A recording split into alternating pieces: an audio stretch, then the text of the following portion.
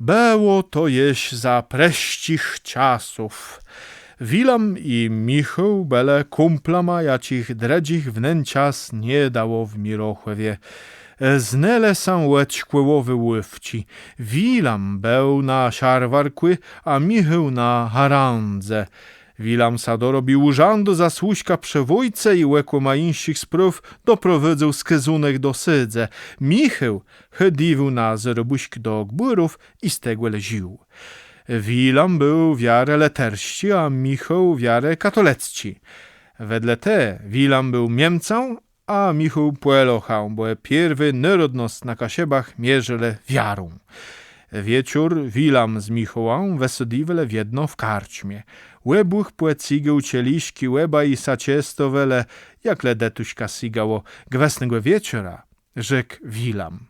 Nezie, Michale, sa na witro weszukuj na droga, musiace zaprowadzić do sydze, myś dwieniedzle do sydzeni gwest za no drzewłe, co jest so halu z lasa. Kłe co musi bec, to musi, a ja ci Marek nie ma. Musi małe szósty, więc ty na 9 jest ma w kartuzach. Dobrze, kłe te dostni za mnie talara. Tyle jeś wedy, byłem ma 2 i Niemcy ma mia chwila leźno scesowepic. Kumplowie so belnowe pile i śle spac. Zawicz reno, tużele płet kartuzę i tam naprzód wstąpile na klina.